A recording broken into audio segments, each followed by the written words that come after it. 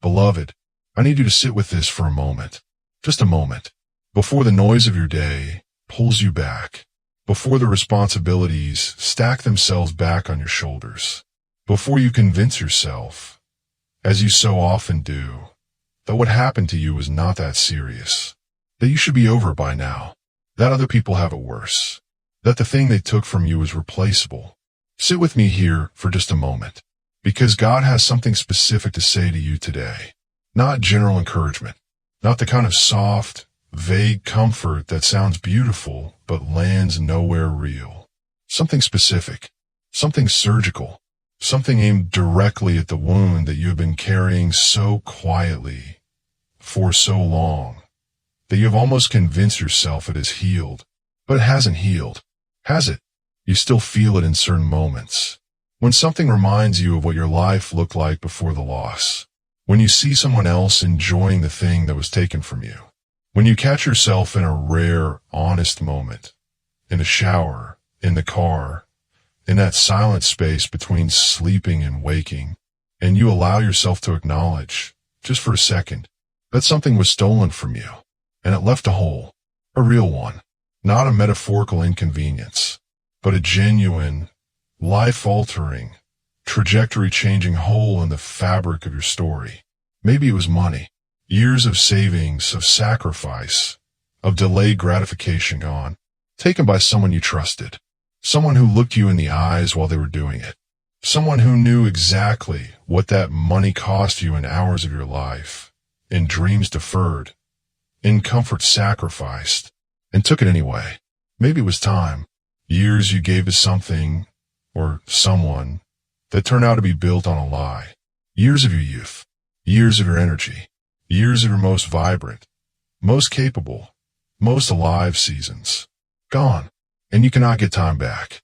That is the cruelest theft of all, because money can be rebuilt, positions can be reclaimed, reputations can be restored, but time simply moves forward without you. And the years spent trusting the wrong person, building the wrong thing, waiting for the wrong outcome, those years feel like they belong to someone else's story now. Maybe what was stolen was even more intimate than money or time. Maybe it was your reputation. Your good name, the carefully built perception of who you are, dismantled by someone who had every reason to know the truth, and chose to broadcast a lie instead. And you watched helplessly as people believed them, as relationships shifted, as doors quietly closed, as the narrative about your character was written by the very person whose character should have been in question. Or maybe what was stolen was something even harder to name. Your confidence. Your sense of safety in the world, your ability to trust, your innocence, the version of yourself that existed before they got to you. The open, hopeful, unguarded version, the one that believed people were fundamentally good, the one that gave without calculating, the one that loved without building walls first. That version of you was stolen just as surely as if someone had reached into your chest and taken something physical. And you have been quietly grieving that version ever since. Try to remember what it felt like to be her. Try to find your way back to an openness that the wound made feel dangerously naive. Whatever they took from you, God sees it. Every detail, every dimension, every ripple effect that the theft sent through your life in ways that even you have not fully mapped.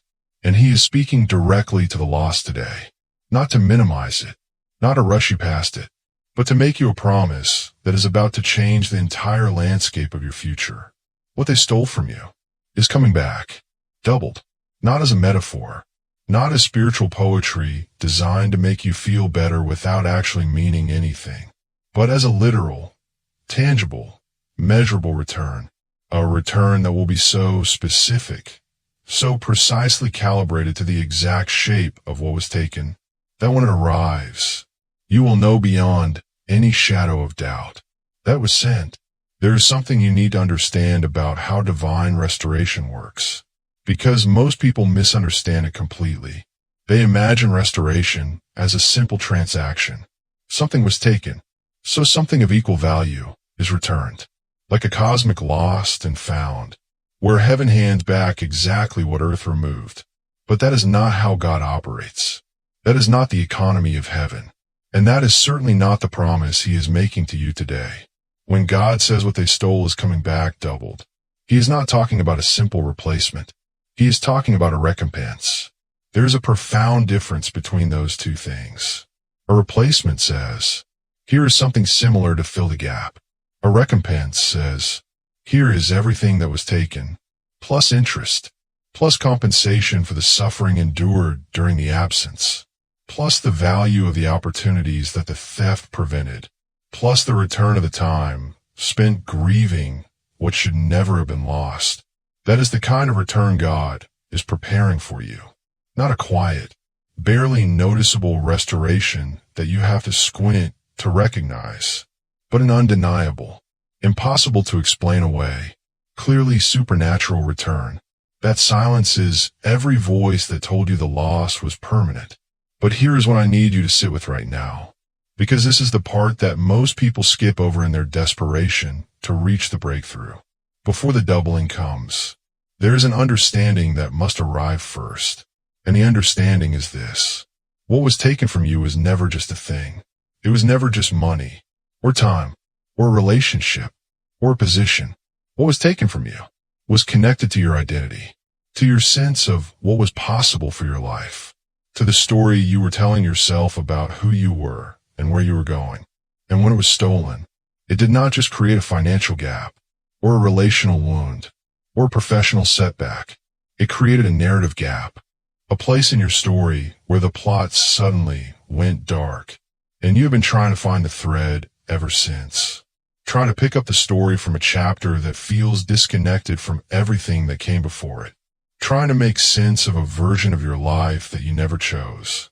That was chosen for you by someone else's greed, or cruelty, or carelessness. And that narrative wound, that break in the story of who you are, is what God is most urgently addressing today.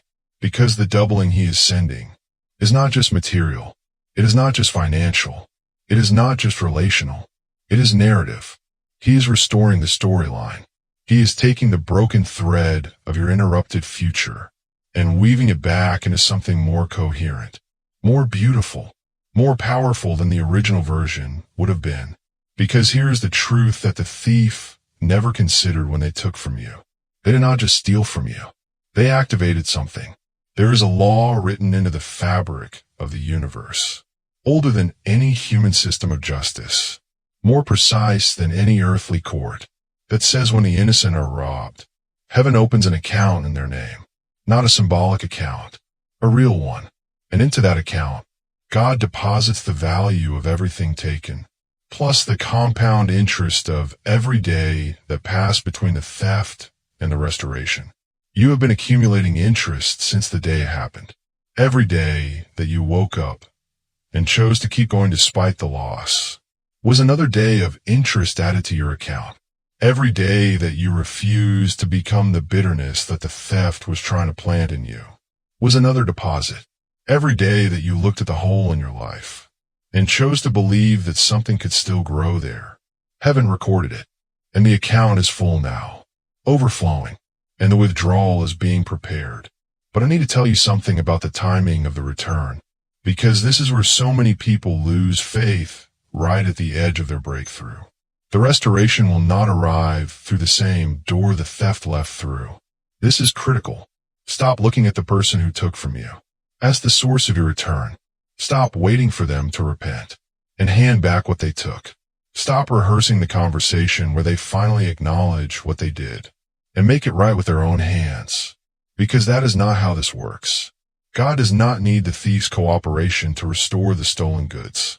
He has 1,000 other doors, 1,000 other sources, 1,000 other channels through which he can flood your life with everything that was taken, and then some.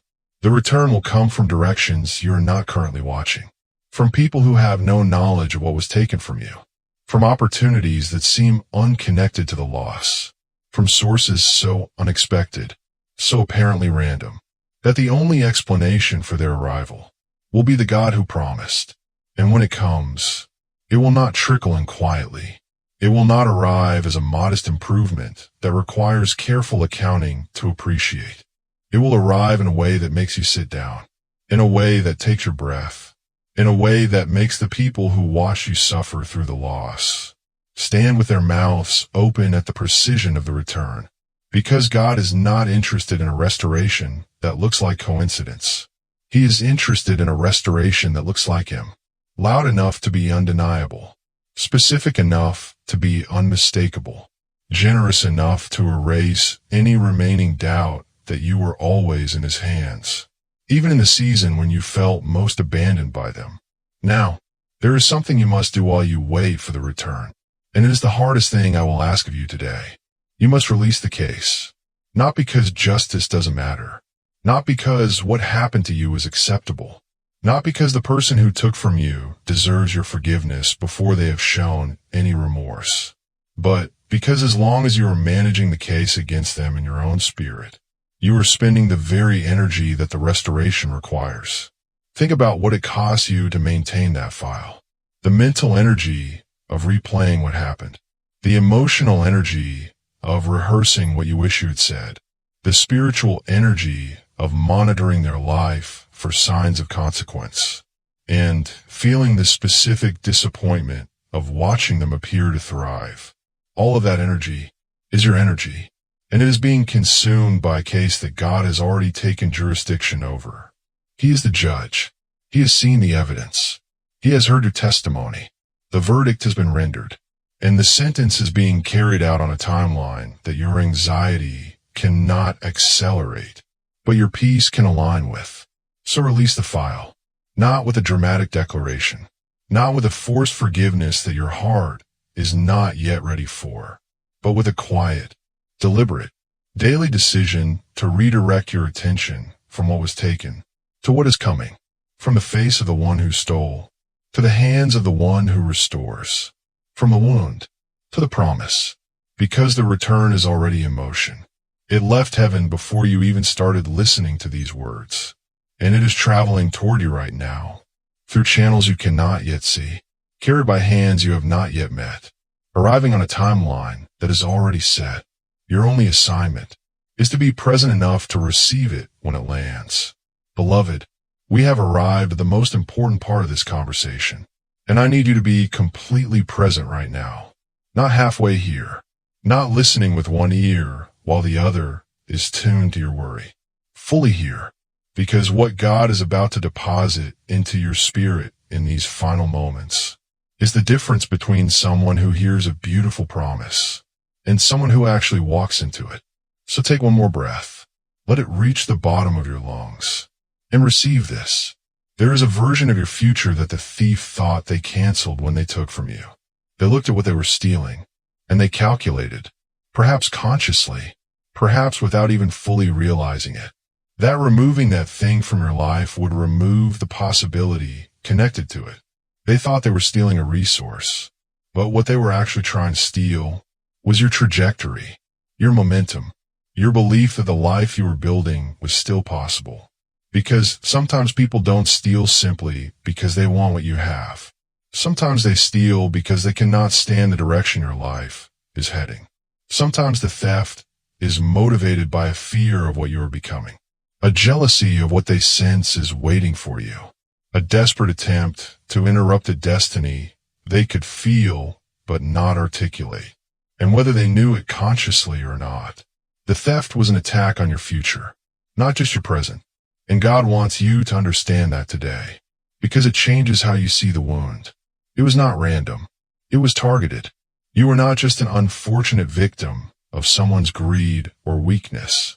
You were specifically chosen for the attack, because something about your life threatened the darkness that was operating through them. People who have nothing worth stealing are not targeted. People whose futures hold no threat to the kingdom of darkness are left alone. The enemy does not waste resources attacking empty vessels.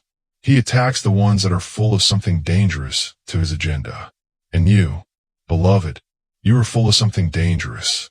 A calling, a purpose, a specific assignment on this earth that the theft was designed to delay, diminish, or destroy entirely.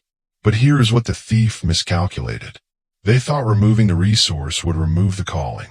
They thought stealing the foundation would collapse the building. They thought taking what was in your hands would empty what was in your spirit. But the calling was never in the thing they took. The purpose was never housed in the resource they stole. The destiny was never dependent on the door they tried to close.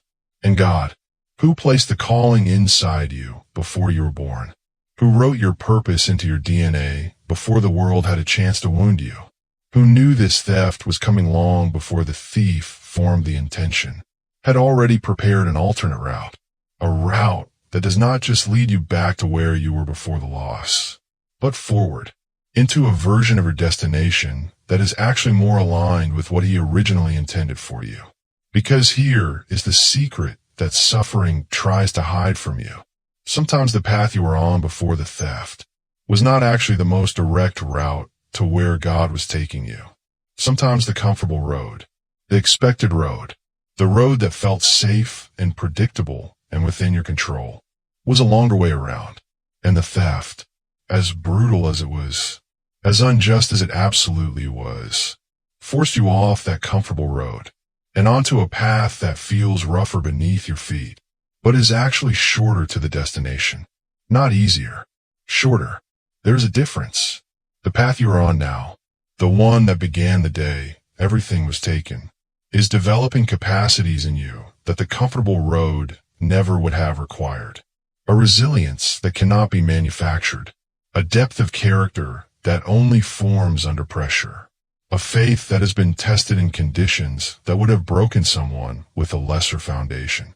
And these things, these qualities being forged in you right now in the fire of your loss, are not just personal development. They are qualifications. They are the specific credentials required for the assignment that is waiting on the other side of this season. Because the place God is taking you requires someone who has survived.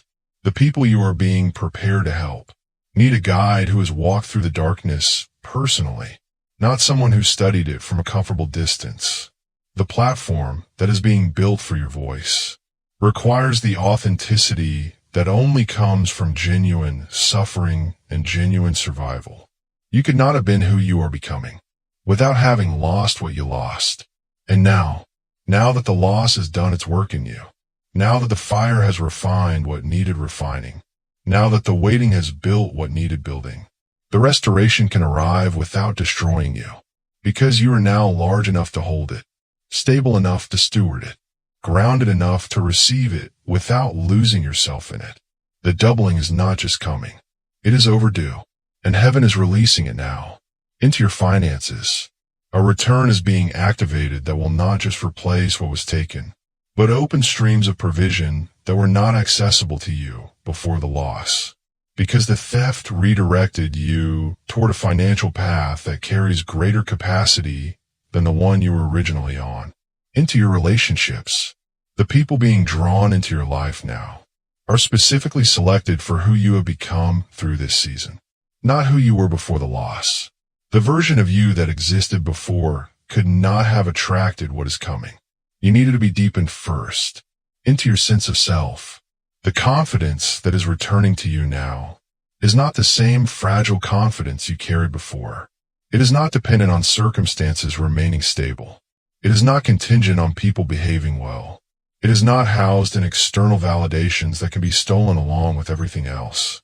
It is the unshakable knowing of someone who lost everything and discovered that they were still themselves on the other side of the loss. That kind of confidence cannot be stolen because it is not stored in anything that human hands can reach. And into your future, the trajectory that the theft tried to cancel is being recalculated right now, and the new coordinates are better, further, more aligned with the original intention of the one who placed the dream inside you. So beloved, as these words settle into the deepest places of your spirit, I want you to make a decision right now, in this moment, before you close this and return to the noise of your ordinary day. I want you to decide that the theft does not get the final word in your story, that the chapter they try to end is actually the chapter where the plot turns, that the resource they took activated a return that is greater than anything they could have imagined when they calculated the cost of stealing from you. They thought they were weakening you. They were actually positioning you. They thought they were taking your future. They were actually funding it. Because every injustice carried out against someone who belongs to God becomes an invoice. And that invoice has been sitting on heaven's desk.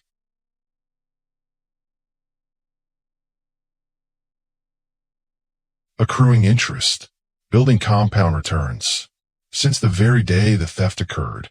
And today, the payment is being released, not to your thief, to you, directly, into the specific areas of your life where the absence has been most felt, into the dreams that went quiet, into the confidence that went underground, into the hope that started to feel naive, into the future that started to feel like someone else's story.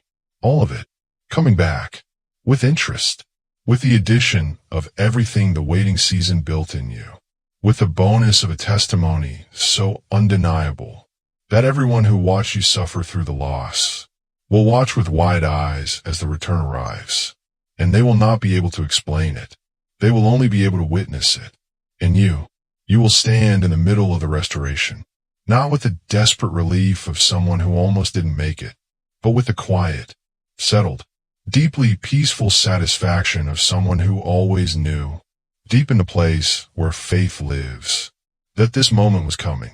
Because God promised, and what God promises, He delivers, every time, without exception, without delay beyond the perfect moment, without shortage in the measure of the return. So stand up now, lift your eyes, open your hands. The return is in the air above your life right now, and it is about to land. Amen.